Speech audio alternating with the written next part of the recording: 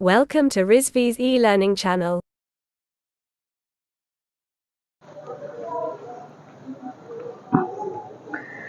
Good morning to all of you. Today I will discuss about industrial democracy and participative management. Last lecture में हम लोगों ने decide किया था कि ट्रेड यूनियन एक्ट 1926 के ऑब्जेक्टिव्स, रिकॉग्निशन एंड रजिस्ट्रेशन, वो चीज़ मैंने एकदम क्लियर कर दिया था।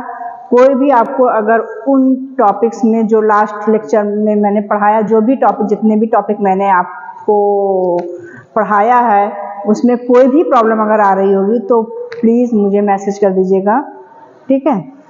तो आज का ये लास्ट लेक्चर है यूनिट फर्स्ट का, employee relation and labour law का। ये फर्स्ट यूनिट का ये लास्ट लेक्चर है। इसका पहला है कि इंडस्ट्रियल डेमोक्रेसी क्या होती है, पार्टिसिपेटिव मैनेजमेंट क्या होते हैं। तो हम लोग वन बाय वन करके चीज़ों को पहले समझते हैं कि इंडस्ट्रियल डेमोक्रेसी का क्या मतलब है, क्या है। पहले आप इसको समझ लेंगे तो ईजिली एग्जाम में भी आप लिख पाएंगे। क्लियर। इंडस्ट्रियल डेमोक्रेसी का जो मीन्स होता है वो होता है वर्कर को फैक्ट्री या कंपनी के डिसीजन मेकिंग प्रोसेस में इंक्लूड करना, शामिल करना। जैसे देश में लोग वोट देकर सरकार बनाते हैं, वैसे ही एम्प्लॉय को भी कंपनी के कुछ डिसीजन में भी हिस्सा लेना चाहिए, क्योंकि वो भी कंपनी का एक पार्ट होते हैं। क्लियर। ये तो क्लियर हो गया क्या होता है। इसी तरह पार्टिसिपेटिव मैनेजमेंट क्या होता है। पार्टिसिपेटिव मैनेजमेंट का जो मीन्स होता है वो होता है एम्प्लॉइज को planning, decision making and control process में एक्टिवली इंक्लूड करना। मीन्स कि किसी भी फैक्ट्री में अगर हम कोई भी डिसीजन ले रहे हैं, कोई भी प्लान कर रहे हैं, तो उसमें जो भी एम्प्लॉय वहाँ पे काम कर रहे हैं उनको क्या करना, इंक्लूड करना हर एक एक्टिविटी में, क्योंकि वो भी उसी का ही पार्ट होते हैं। क्लियर। आइए पहले हम इंडस्ट्रियल डेमोक्रेसी के कुछ ऑब्जेक्टिव्स को देख लेते हैं, उसके बाद हम वन बाय वन करके आपसे हम डिस्कस करते जाएंगे। इसमें कहीं कोई प्रॉब्लम आ रही होगी तो प्लीज़ मुझे आप मैसेज कर दीजिएगा।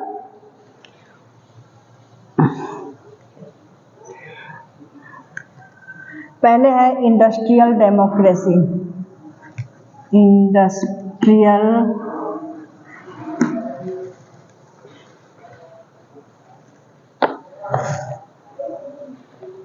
डेमोक्रेसी।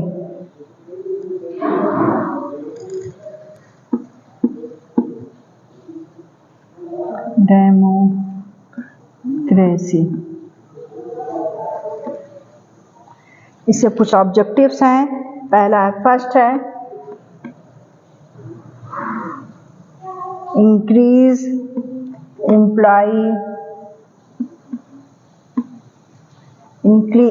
एम्प्लॉय या एम्प्लॉयर ऑब्लिक एम्प्लॉय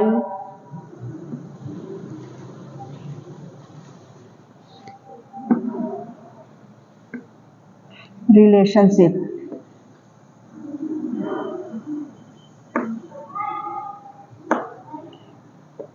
इससे एकदम क्लियर हो रहा है कि किसी भी ऑर्गेनाइजेशन में एम्प्लॉयर और एम्प्लॉई के बीच जो रिलेशन है उसको इंक्रीज करना, उसको बढ़ाना। अगर एम्प्लॉयर और एम्प्लॉई के बीच में अगर रिलेशनशिप सही नहीं होगा तो कोई भी कंपनी में जब कोई भी काम होगा तो कोई भी एम्प्लॉई अपने एम्प्लॉयर से डिसीजन नहीं ले सकता या उनसे कोई प्रॉब्लम डिस्कस नहीं कर सकता। ना एम्प्लॉयर अपने इनको जब बताने जाएगा तो एम्प्लॉई सेटिस्फाइड रहेंगे अपने एम्प्लॉयर से। क्लियर। सेकेंड टॉपिक है आपका, सेकेंड ऑब्जेक्टिव्स है। पहला क्लियर हो गया।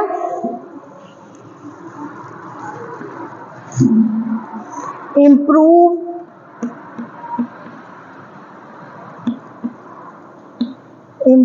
Employer employee increase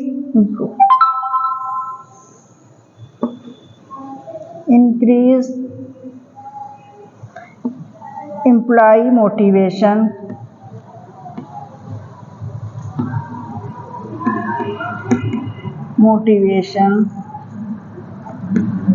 by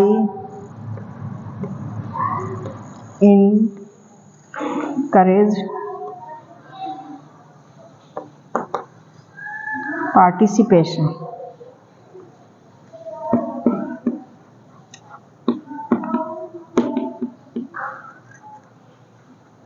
clear?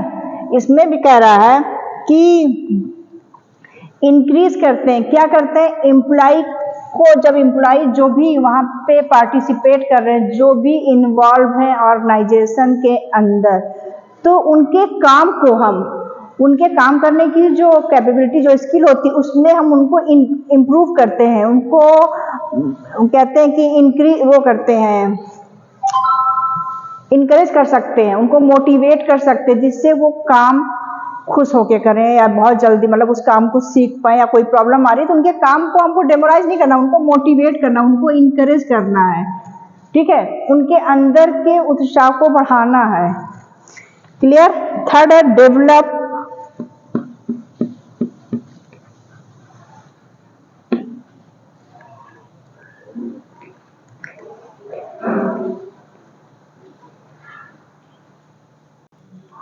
Okay.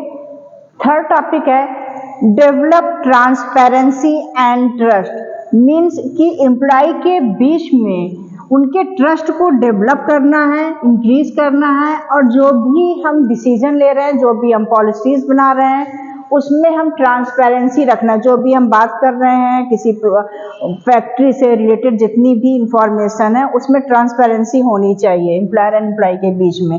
Enhance productivity and performance, means कि हमारे फैक्ट्री में जो भी प्रोडक्शन हो रहा है, उसकी प्रोडक्टिविटी को इनहेंस करना, बढ़ाना, और उसकी परफॉर्मेंस को भी चेक करना, इनहेंस करना, उस पर भी फीडबैक लेना, ठीक है। क्लियर? कुछ फोरम्स है ट्रेड यूनियन के। फर्स्ट टॉपिक है वर्कर्स कमेटी का फोरम बनता है, ज्वाइंट मैनेजमेंट होता है, एक काउंसिल होता है, वर्कर काउंसिल होता है, कोऑपरेटिव पब्लिक प्रॉफिट शेयरिंग होते हैं, workers director on the board, मतलब डायरेक्टर की जो मीटिंग होती है उसमें जो है बोर्ड, उस बोर्ड मीटिंग में वर्कर्स का भी इंक्लूड होना चाहिए। सारे कुछ फोरम है जो फैक्ट्री से रिलेटेड होते हैं। ये इतना बड़ा ही टॉपिक है, इसमें बहुत ज़्यादा लिखने की जरूरत नहीं है, बहुत ज़्यादा अगर आएगा तो शॉर्ट नोट आएगा या डिफरेंस बिटवीन आएगा। क्लियर? आइए हम देखते हैं अब पार्टिसिपेटिव मैनेजमेंट।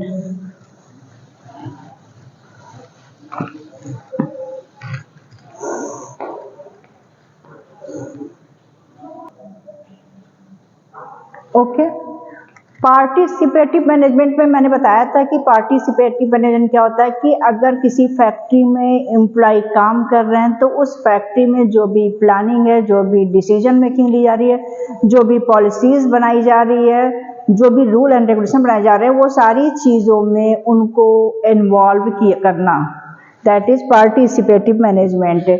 उसके कुछ फीचर्स हैं, एडवांटेज है एंड कुछ लिमिटेशन है, जिसको हम वन बाय वन करके बताते जा रहे हैं।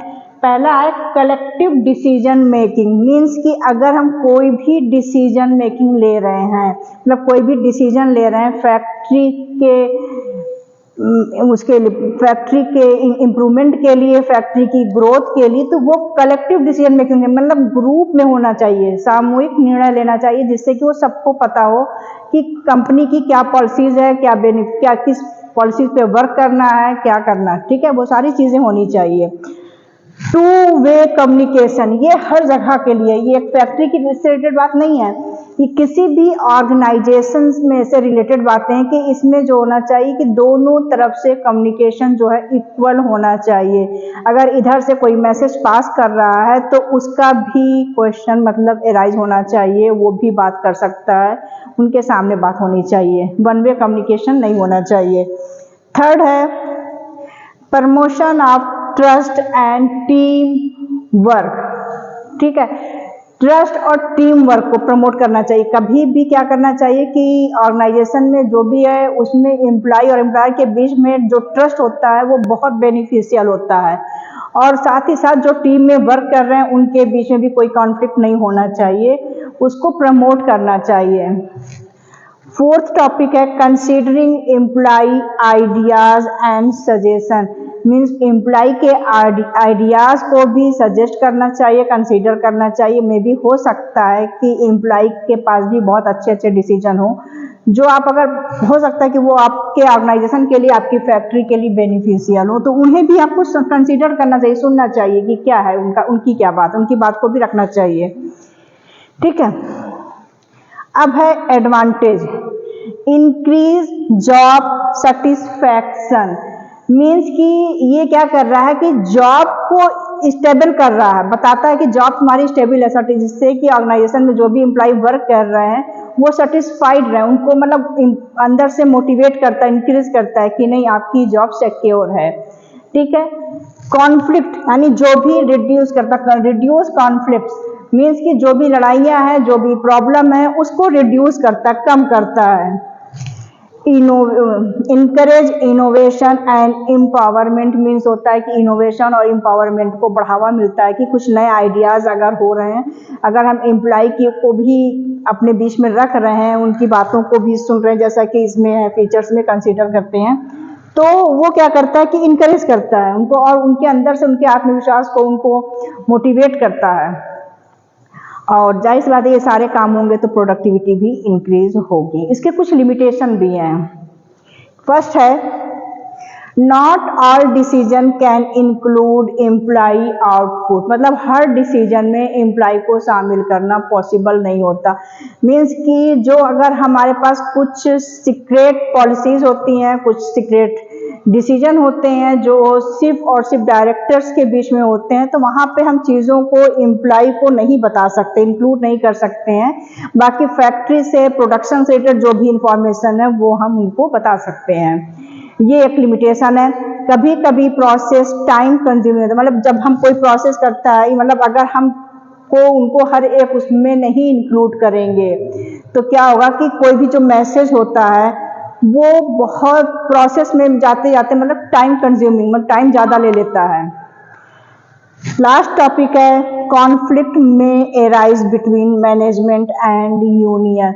मैनेजमेंट और यूनियन के बीच में कॉन्फ्लिक्ट हो सकते हैं अगर बहुत सारी चीज़ों में ट्रांसपेरेंसी नहीं होगी, तो उसमें क्या होता है कि इन लोगों के बीच में एक डिस्प्यूट हो सकता है, कॉन्फ्लिक्ट हो सकता है, जिससे प्रोडक्शन का जो इनके है वो ग्रोथ रुक जाती है। तो वो सारी चीज़ें हैं, बाकी और सब चीज़ें आपको समझा दिया है। ये लास्ट लेक्चर था, आज का ये लेक्चर टॉपिक खत्म। कल से आपको सेकेंड टॉपिक पढ़ाएंगे, उसमें आपको पढ़ना है कलेक्टिव बार्गेनिंग। क्लियर?